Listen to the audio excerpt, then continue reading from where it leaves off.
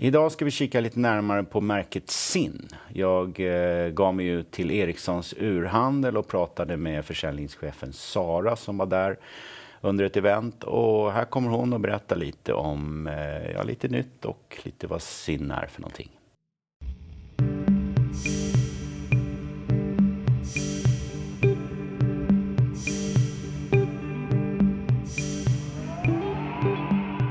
Hello. How are you? Thank you for having me. Fine. I'm great. So you're from Sinn. Tell me a little about the brand. Well, Sinn is a German watch company founded in 1961 by his namesake, Helmut Sinn. And but we've been working since that time. We have our 65th anniversary next year. Okay, cool. And since that time, starting out with pilot's watches, going into diving watches.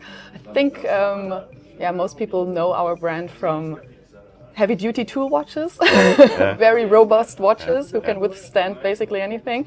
And we have, over the years, though, tried to expand the brand, have a little more, some elegant watches. Our finest district watches are interested for people working at the stock market, for example.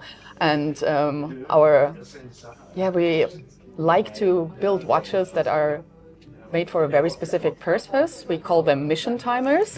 And so in that way we build watches for firefighters, for rescue teams, and a lot of our federal services and police units are also using our watches as their go-to. Yeah, cool. So you have a couple of models here. Absolutely, yes. Let's dive into it then. Okay. Well, you said the right word there, diving.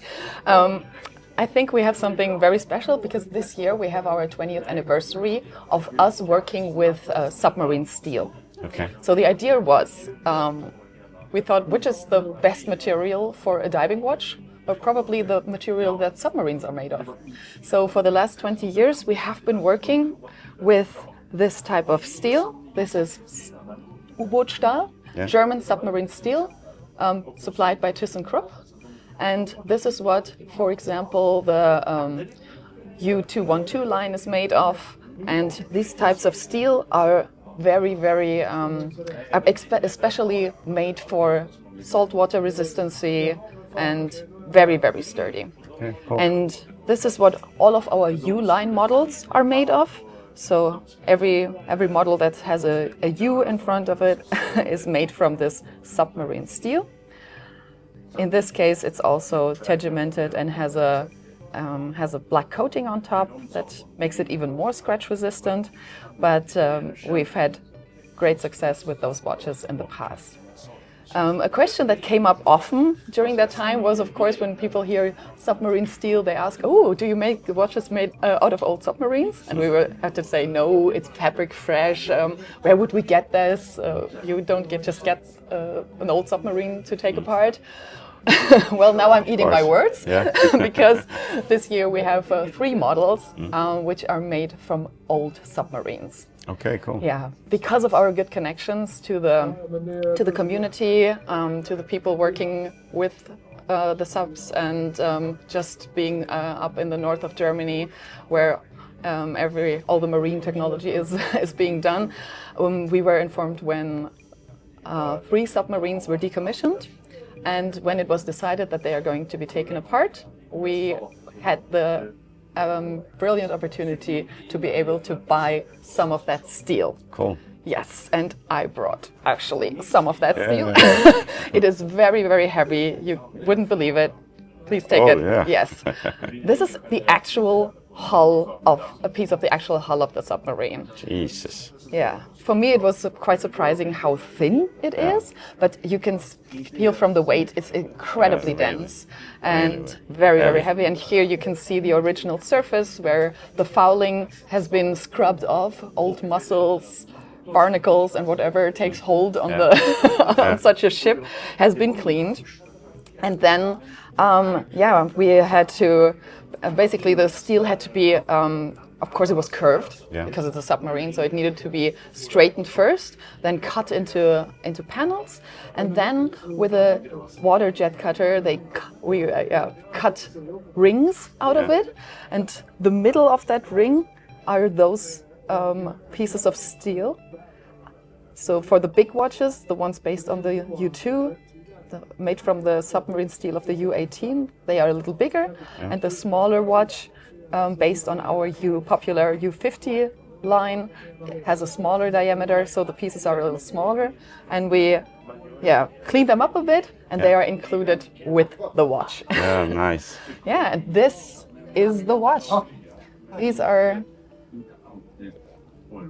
first of all, they are a little more flashy than we usually go for in our diving watches. Usually we are very tool watch oriented. They are incredibly, they're matte and they look like heavy duty watches, but these watches here have exactly the same strength and the same specs as our standard diving watches, but now they are actually made from actual old submarine. And the story behind them is fascinating. They were let into the water at the mid-70s, 1974, and they've been in the water for 36, 38 years in the Eastern German Sea. And you can see on the dial, beneath the designation U16, you see the Klasse 206, which is the type of the submarine. And underneath is the number of sea miles that each of the submarines traversed the seas for. Yeah, it's really nice. We also went a little more bold with the dial than we usually do, but we wanted to do something really special. Yeah. So you have this dark, deep green blue dial, which has a slight color gradient from the button up, so that it looks darker down, and then taking the light coming coming on top of the seawater, then it's a little lighter on top. And the bubbles, they are actually three-dimensional. They don't just look like that because it's a pen print. So you start with a lighter color, put the darker color on top, and you put different layers onto each other, and so you have this plasticity effect. And depending on how the light catches the bubbles, they sometimes are green, sometimes they are blue. It's a lovely effect. Looks very good, those bubbles. Thank you. Yeah, you have to see them in person. It's difficult to ascertain just from looking at a picture. Yeah, of course. Yeah, and here this is the case back. So here we have the silhouette of the subs. Yeah. And you can see it's 000 from 1,000. Oh no, this one is not a display piece. This is an actual piece you can buy. So, but we have made 1,000 for each of the 3 subs. I mean, we only have a limited amount of that material, so it had to be a limited edition. Yeah. But because it's such an interesting and fun project, we tried to do as much as possible. Yeah, of course. During that time, we have heard so many interesting stories of people working on the subs who told us that they have a very special relationship to that material because it was for years sometimes the only thing between them and the sea, so it protected them, kept them safe, and they have it's truly something special. You have a piece of marine history on your wrist. Yeah, that's cool. Yeah, what's also nice, we were able to introduce our new folding clasp with this, which we have been introducing for some models. It's also included here with a small adjustment here to push down the button. Wait, I check the other. It's probably easier. Yeah, and then you can just take it out, which is a nice feature. Nice. Yes. It was something the community asked for, and we listened to it. We took a couple of years to develop something that was truly Sinn, but we are happy with the result. Yeah, and it comes in this lovely box. The whole history of its creation is explained in the product information, and you get the original piece of the steel in there, of course, as well. So what do you wear yourself today? Oh, well, I'm a little more old school. Yeah? I'm wearing a pilot's watch.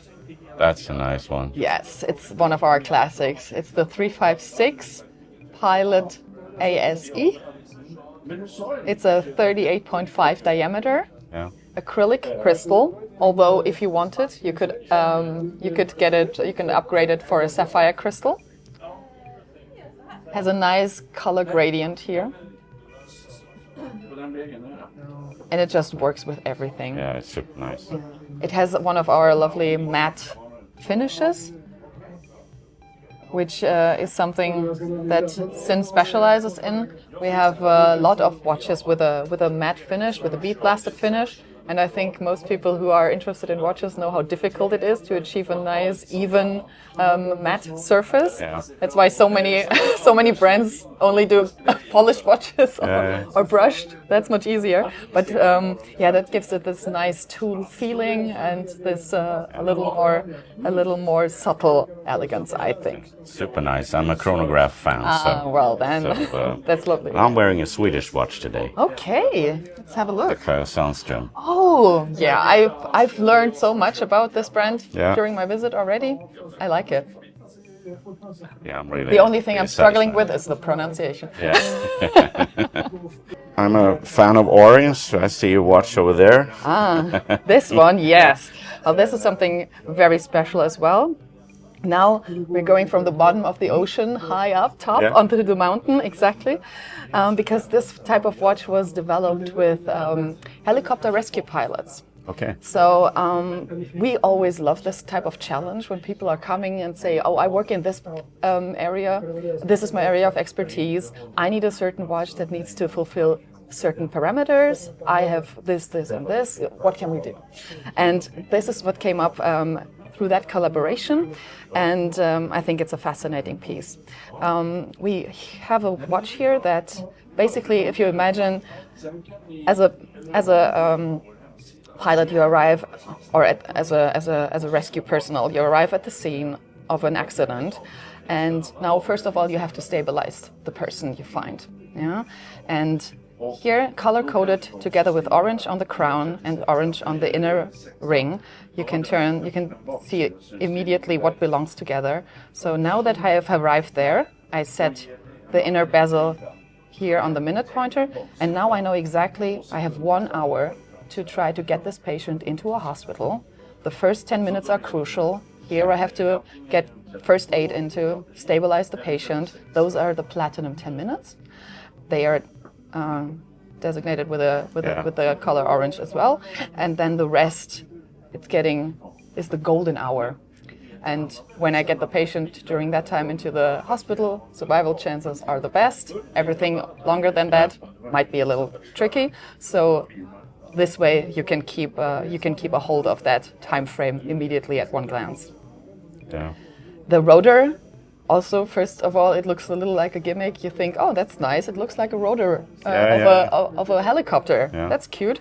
Yeah, but it also serves a function, of course. So you have a pulsometer scale here, and because of the 4 blades, you can start taking the pulse every 15 seconds. You don't have to wait for a minute if you just missed it. Okay, cool.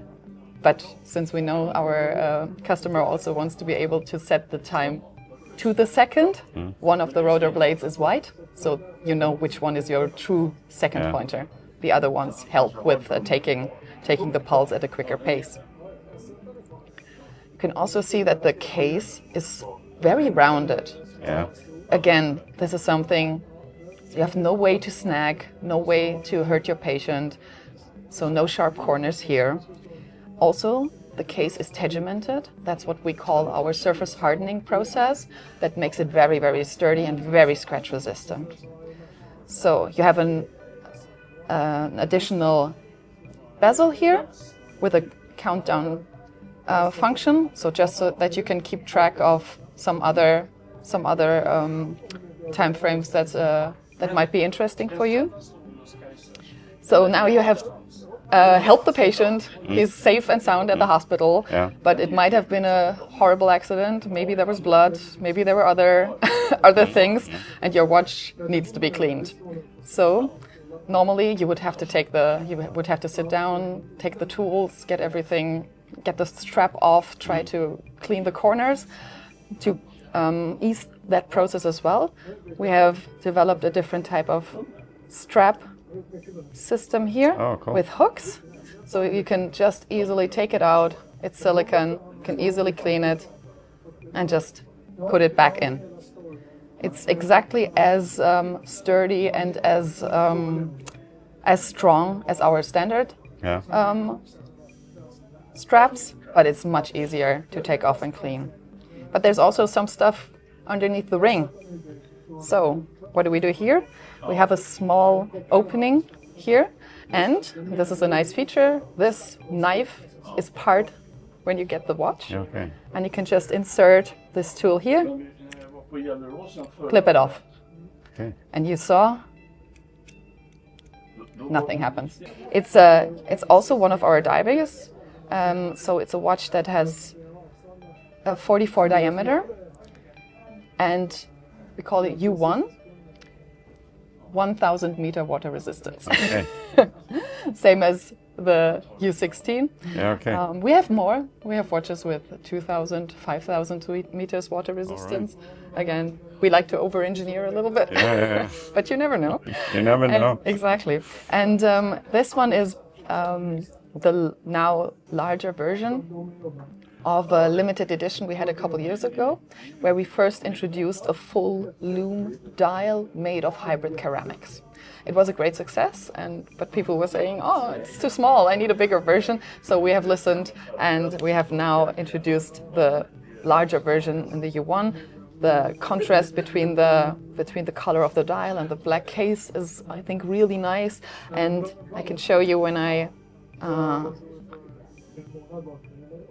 when you go over it with the black light, you really see how strong the loom is. Yeah. These are our hydro watches. So hydro means in this special case we do not have an automatic movement. We have a quartz movement in here, but the reason for that is that the watch is completely filled with oil. Okay. Yes, it's a special oil, and the refraction index of the glass is the same as the oil.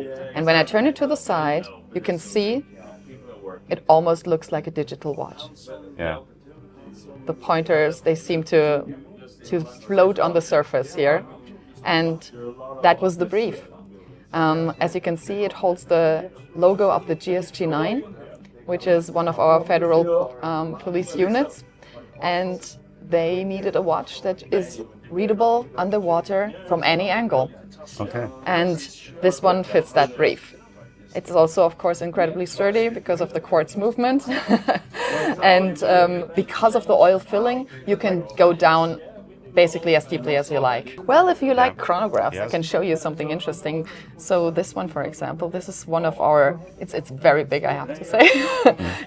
You need a strong arm for it. Yeah. But you can maybe recognize that the design is very closely based on old navigation watches that were used in the cockpits of small planes. Yeah. Yes, and this is exactly where the design comes from, because Sinn has actually built, for a long time, we built cockpit watches. And this one is basically based on one that was found after a tornado crashed. It was a horrible accident, pilot didn't survive. But the commissioner who who assessed the situation, assessed the reason what happened and everything, he found the watch, and it was still running. Okay. So he asked, and he was able to keep it.